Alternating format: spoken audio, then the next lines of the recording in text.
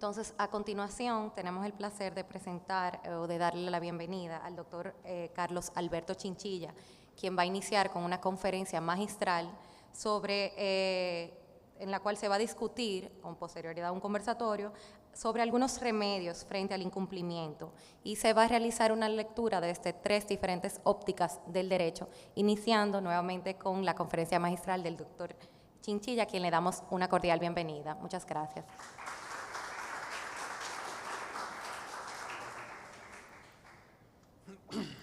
Muy buenos días a todos y todas las personas presentes, al igual a quienes nos siguen en las redes sociales. Quiero iniciar con un caluroso saludo a nuestros asistentes, a nuestros juristas, hermanos y hermanas de la República Dominicana, con un especial agradecimiento a la Embajada de Francia en República Dominicana, específicamente con un especial saludo a la doctora Marie Leduc, también al capítulo dominicano de la Asociación Henry Capitán, específicamente al doctor Reyes y a Laura por la organización de este evento, en el que nos hace sentir muy complacidos y honrados por hacer parte de una fecha en la que se celebra la segunda edición del Día Internacional del Derecho. Además, porque tendríamos la oportunidad de compartir este escenario con grandes amigos y amigas a quienes admiramos de forma profunda por sus trayectorias profesionales y académicas. En esta ocasión tengo la difícil tarea de proponerles un esquema de exposición para abordar el tema propuesto relacionado a la configuración del incumplimiento contractual, específicamente con relación a los modelos que se han construido en el derecho comparado, y luego mirar específicamente cómo el sistema remedial, es decir, el conjunto de tutelas o de mecanismos frente al incumplimiento, debería configurarse para atender de manera funcional, pertinente y oportuna el incumplimiento que se presenta.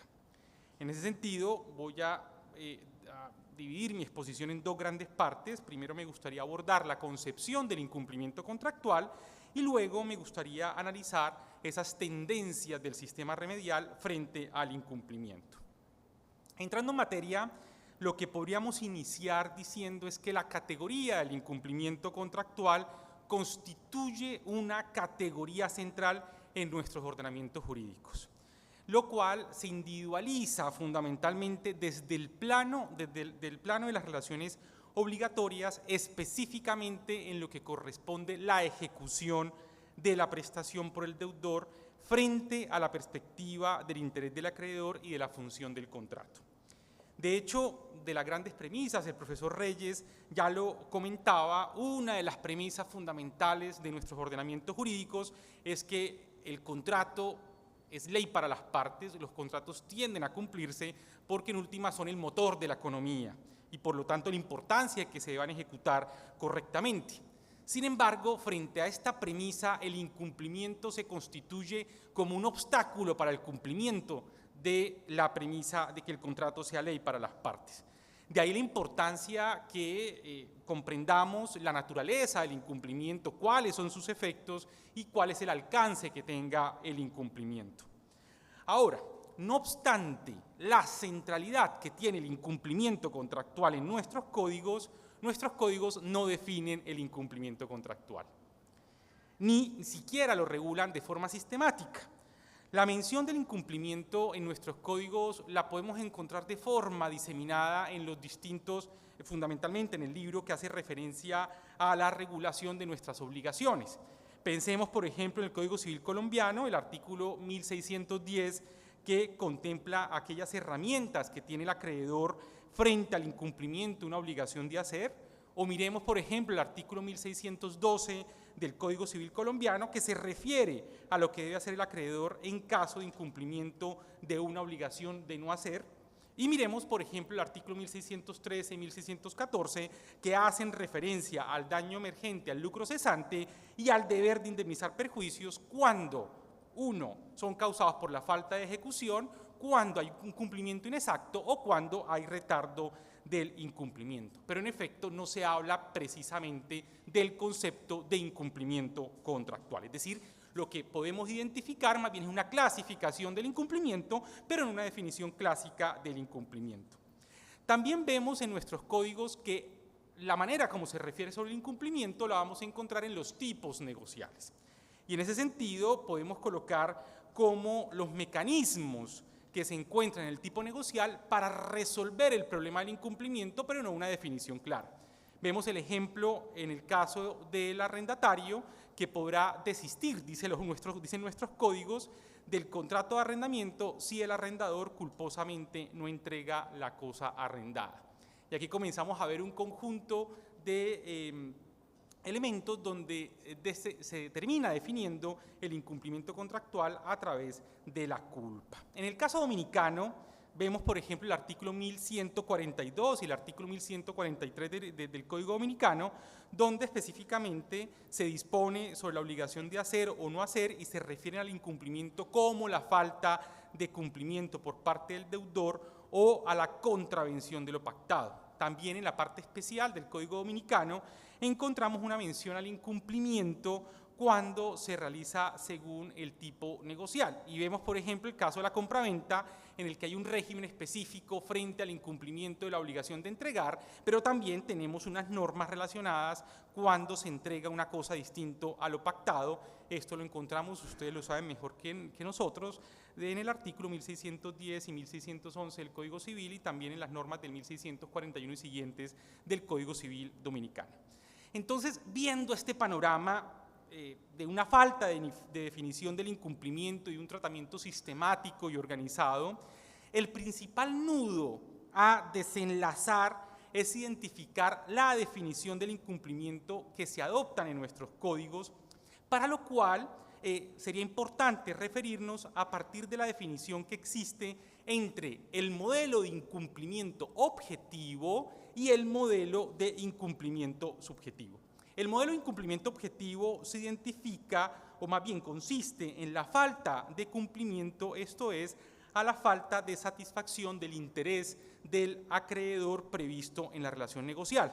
En cambio, cuando se habla de un incumplimiento subjetivo o culposo, lo que presupone es que la falta de satisfacción del acreedor sea una consecuencia de la violación por parte del deudor de una regla de conducta a la cual se encontraba obligado en virtud de la fuerza obligatoria de esa relación negocial. Quisiera entrar un poco a desarrollar cómo se concibe ese modelo objetivo de incumplimiento. Lo que se dice en doctrina sobre el incumplimiento objetivo es que se caracteriza fundamentalmente por tres características. El primero, que es un supuesto de hecho que hace referencia a la amplitud de supuestos de hecho. El segundo, que es una comprobación de la falta de satisfacción del interés del acreedor garantizado por el contrato. Y el tercero es que sea un concepto neutro desde el punto de vista de la imputación subjetiva del deudor. ¿Por qué es amplio? Es amplio porque incluye cualquier manifestación de posible divergencia entre lo ejecutado y lo dispuesto y exigible según el contrato.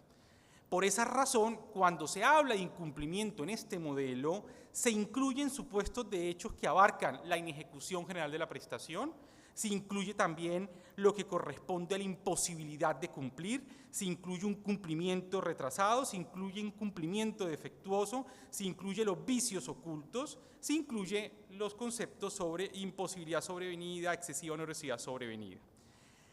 También valga mencionar que esa amplitud implica que el incumplimiento abarque tanto la inejecución de las obligaciones principales como aquellas mal llamadas secundarias de la relación negocial.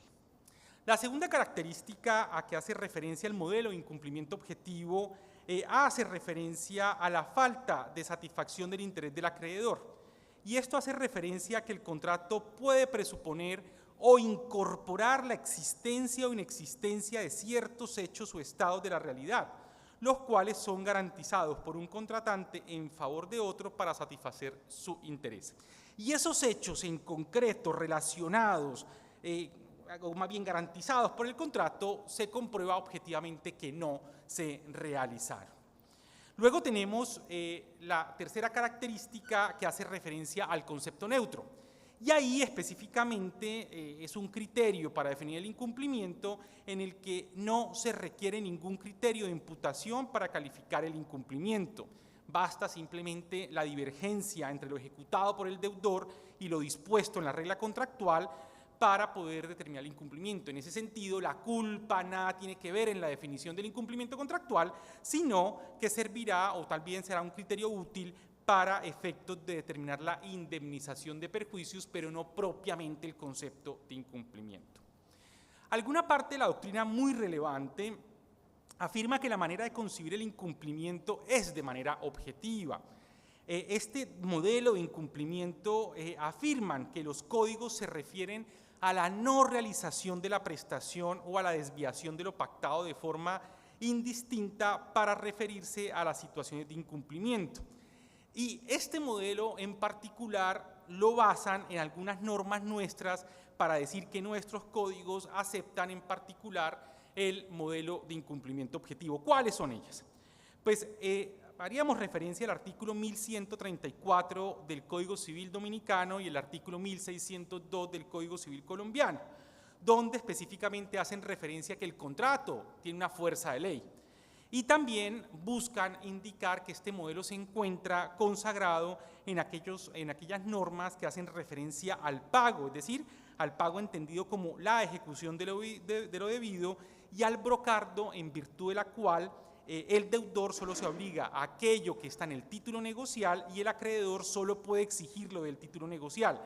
Y en caso de discordancia, pues efectivamente no hay pago y por lo tanto no hay liberación del deudor. Por otra parte, podemos ver el modelo subjetivo de incumplimiento, como lo habíamos mencionado o anunciado. La construcción del incumplimiento en este modelo requiere que se valore la conducta del deudor, lo que implica que se utilice la culpa como un criterio diferenciador. ¿Eso qué quiere decir? Quiere decir que la característica fundamental de este tipo de modelo es que el incumplimiento sea una especie del género inejecución y por lo tanto la inejecución sería una macrocategoría. Y por lo tanto el incumplimiento sería uno de los supuestos de hecho digamos, acompañando a la imposibilidad sobrevenida, a la excesiva norosidad, a la inexigibilidad por solidaridad contractual. En ese sentido, repito, tendríamos una macrocategoría de inejecución y dentro de esa macrocategoría como género encontraríamos el incumplimiento como una especie. ¿Y por qué va a ser una especie? Porque en esa especie en particular la culpa va a cualificar la conducta por parte del deudor y a calificarla como incumplimiento. Lo que sostiene este modelo tienen como fundamento normativo algunas elecciones del legislador, fundamentalmente a partir de nuestro artículo del Código de Bello, del artículo 1604 del Código Civil Colombiano, donde en particular se exige que se valore el comportamiento del deudor al momento de determinar la responsabilidad. Y por eso se usa nuestro artículo famoso de la tripartición de la culpa. En el Código Dominicano también hay algunos, digamos, elementos que nos permiten identificar que también hay una definición de incumplimiento subjetivo, según esta parte de la doctrina, como lo son el artículo 1137 y 1147 del Código Civil de República Dominicana, específicamente cuando se habla de un lado, hacen referencia en el 1137, si no me equivoco, la expresión del buen padre de familia, es decir, que están haciendo referencia a un concepto de diligencia y por lo tanto se exige una valoración del comportamiento del deudor al momento de determinar el cumplimiento y por lo tanto el concepto contrario, simétrico más bien, que sería el del incumplimiento. Y en el 1147, cuando se habla en particular de que el deudor solamente se libera de las consecuencias del incumplimiento si se prueba que la inejecución no le es imputable y que no haya mala fe. Miren, el concepto de mala fe también hay una valoración específica de la conducta del deudor. Entonces acá comenzamos a evidenciar la manera como podría también construirse un modelo subjetivo con base en las mismas normas que utiliza la doctrina del modelo objetivo. Sin embargo, consideramos muy escuetamente, por llamarlo así, que la noción acogida en nuestra tradición romanista y en particular por los códigos latinoamericanos no es unívoca. No es objetiva ni tampoco es subjetiva, simplemente, porque creemos que la elección del legislador se articula sobre dos ejes. Un primer eje en la que específicamente hace referencia a que se exige como presupuesto de la configuración del incumplimiento un presupuesto ético, la valoración de la desviación de la conducta del deudor. Y por otra parte, que se requiere analizar también el interés del acreedor o el resultado querido plasmado en el contenido del contrato, por lo que debe evidenciarse un resultado indicado. Y en ese sentido, estos dos ejes no son excluyentes, no son excluyentes. Creemos que en materia de responsabilidad, y específicamente en la tradición jurídica latinoamericana basada en el modelo romano-germánico, el primer eje constituye el derecho común, la regla general, el de valoración del comportamiento y la conducta del deudor. En cambio, el segundo eje yo no lo llamaría excepcional, sino más bien lo llamaría como un modelo que convive con el modelo subjetivo y lo limita, en el sentido de que se aplica en aquellos casos en los cuales por algún motivo el legislador lo ha establecido. Pensemos, por ejemplo, el caso de la responsabilidad del transportador aéreo, o, por ejemplo, cuando la jurisprudencia lo ha establecido de esa manera, pensemos en aquellas reglas de responsabilidad en los cuales nuestro ordenamiento ha dicho que, en particular, hay un régimen más gravoso de responsabilidad del deudor, o incluso si las partes así lo han establecido. Pensemos nosotros en aquel caso del contrato de mandato, cuando el mandatario garantiza la solvencia de del tercero con quien está contratando, y por lo tanto la responsabilidad del mandatario se agrava, incluso respondiendo por caso fortuito y la fuerza mayor. En ese sentido, podemos evidenciar claramente que estos modelos no se excluyen. Yo creo que la jurisprudencia ni la doctrina deberían de casarse con uno u otro modelo, sino entender la complementariedad de estos dos conceptos dentro de nuestro sistema. Ahora, entrando en la segunda parte de estas simples reflexiones o ideas que he querido exponerles, el sistema remedial debe adaptarse, debe construirse con la finalidad de atender la manera como se configura el incumplimiento contractual. Y para ello me gustaría desarrollar dos ideas fundamentales. La primera es cómo están concebidos los remedios del contrato en nuestros códigos, y la segunda, la necesidad de cambiar la óptica en lo que se refiere a la concepción del sistema remedial. Y en este segundo punto quisiera hacer una pequeña reflexión de por qué cambiamos el lenguaje de las tutelas, de los mecanismos, a hablar de remedios del contrato. Sobre el primer asunto, en nuestros códigos civiles, frente al incumplimiento de una obligación contractual, los remedios que provee el ordenamiento jurídico al acreedor insatisfecho aparecen como diversas y realmente aparecen bastante dispersas en la normatividad, pues en la óptica en la que se construye se hace a partir del derecho y no queda siempre fácil determinar qué acción debe intentar para proteger el derecho el acreedor.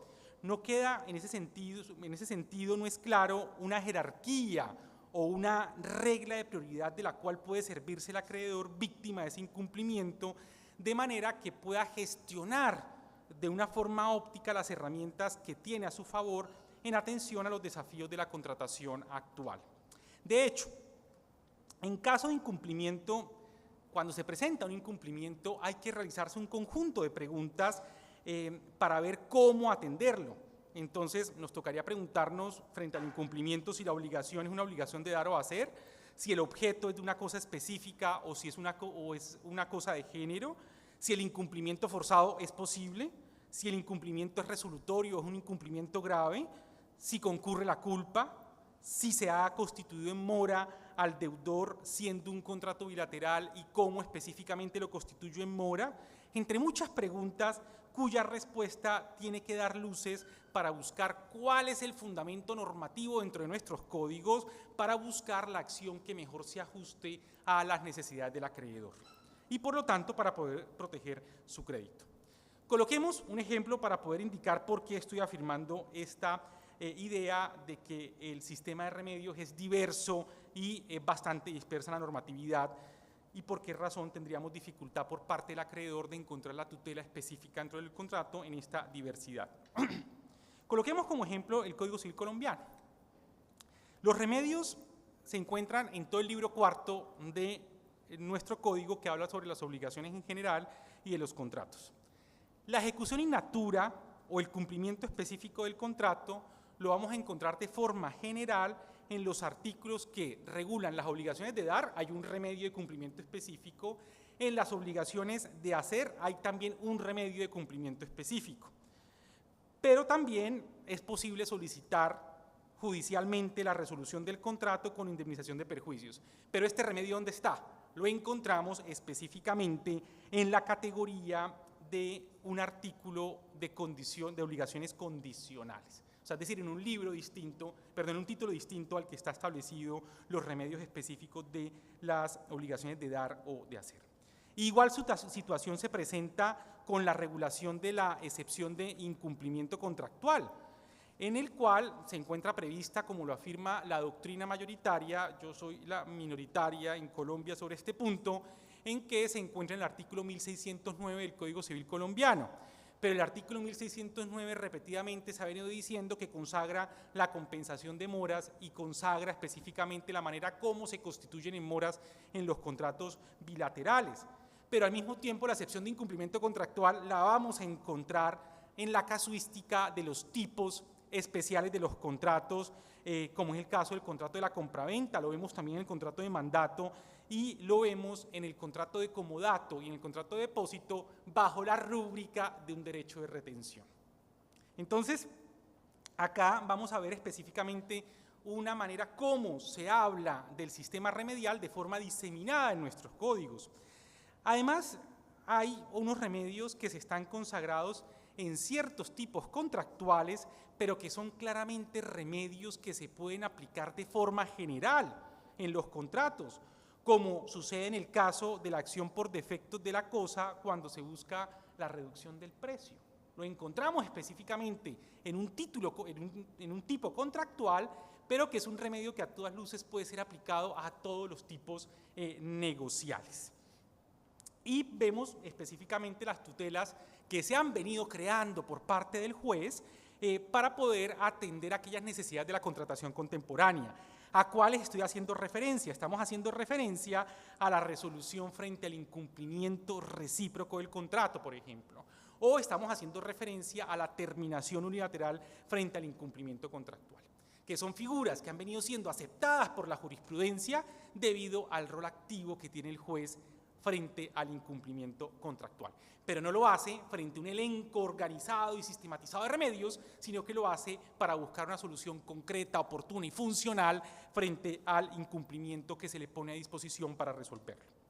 Ahora, sobre el segundo aspecto, en los códigos decimonónicos, las tutelas del contrato siguen esa sistemática a partir del lenguaje de los derechos y no desde una óptica de los remedios. Y aquí yo voy a comentar, digamos, como una pequeña anécdota. Siempre al comienzo nos molestaban preguntando que si hacíamos referencia a la farmacia cuando hablábamos de remedios permanentemente.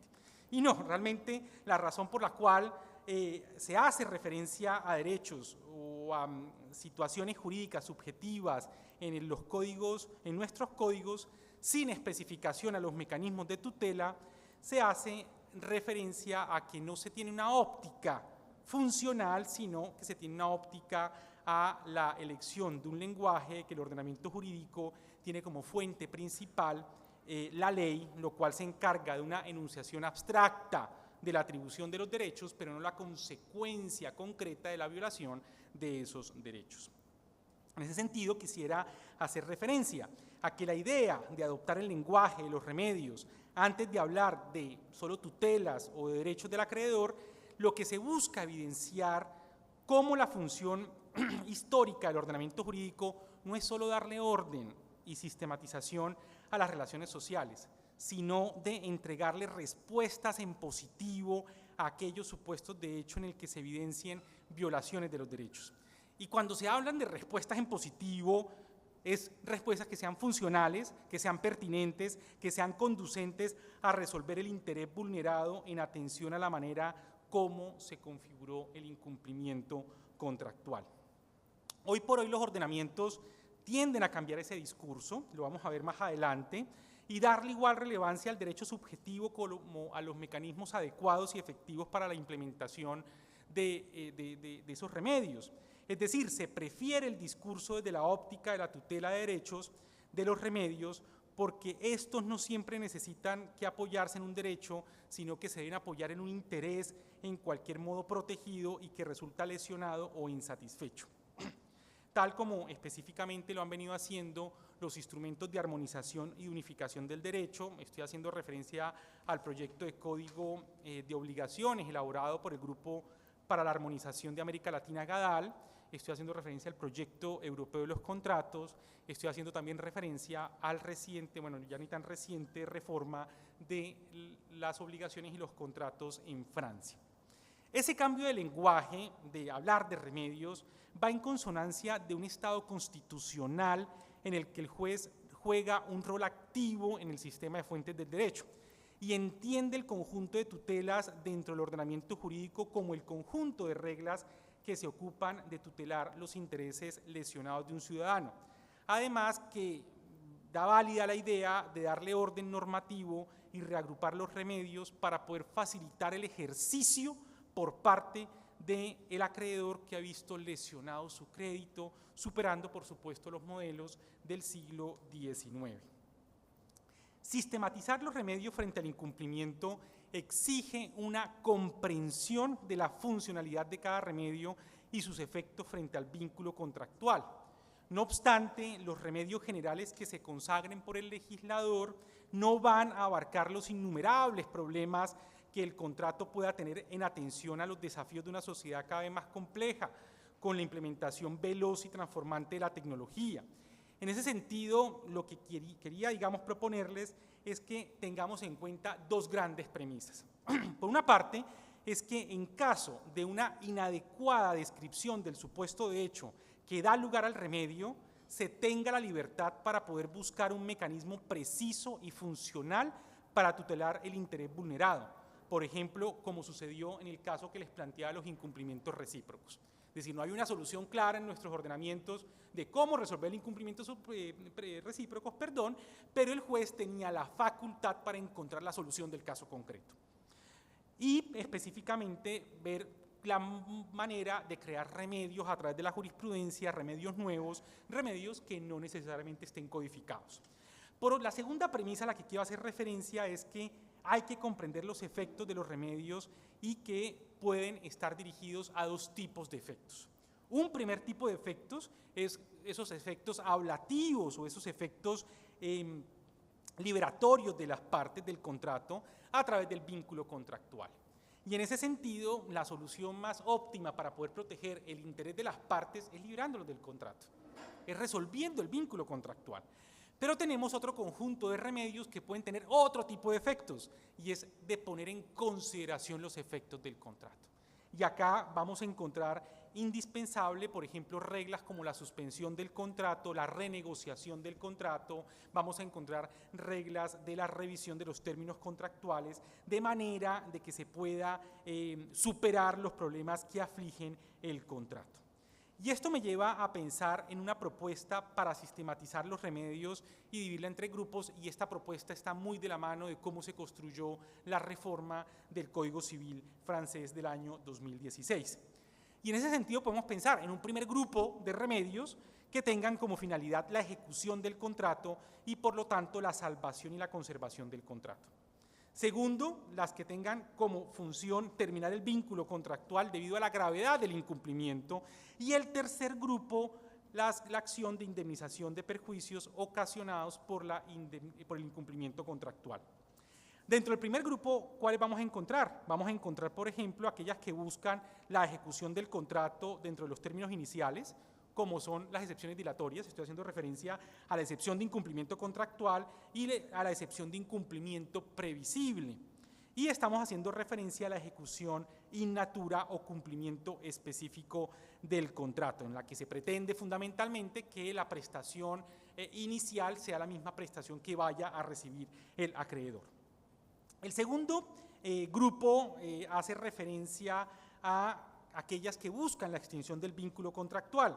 Y acá vamos a encontrar fundamentalmente la cláusula resolutoria y las formas de resolución en caso de incumplimiento grave, dentro de las cuales una gran novedad específicamente para el ordenamiento dominicano es la consolidación de la terminación unilateral frente al incumplimiento. Y esta terminación que perfectamente tendrá que verse desde la sede extrajudicial y no solamente casarnos con la posibilidad judicial de la terminación. Y finalmente encontramos el otro grupo de remedios en los cuales corresponde a la indemnización de perjuicios por incumplimiento contractual, en la cual debemos considerar todas las modalidades, entre ellas la cláusula penal, de una manera que atienda al problema del incumplimiento y no a destruir específicamente la contraparte. Bajo estos presupuestos, y con esto termino agradeciéndoles a ustedes la atención a estas palabras, y es que al momento de decidir un concepto de incumplimiento en nuestra legislación, deberíamos considerar en primer lugar el peso de la tradición común y la manera como se pueden articular los modelos de responsabilidad. Y si se va a adoptar un concepto de incumplimiento, que haya específicamente una ponderación de las razones sustanciales que identifiquen la adopción de un modelo u otro.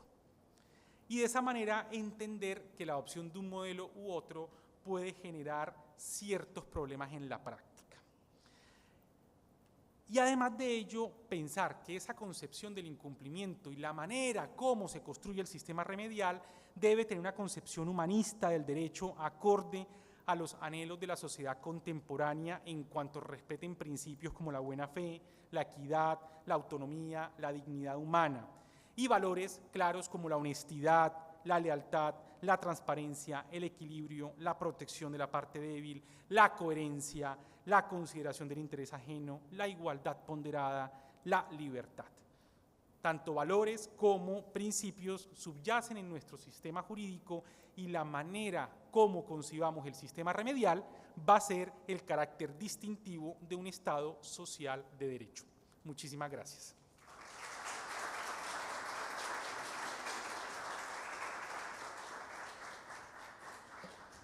Muchísimas gracias al doctor Carlos Chinchilla por su conferencia magistral y en la cual nos habló sobre la configuración del incumplimiento y el sistema remedial.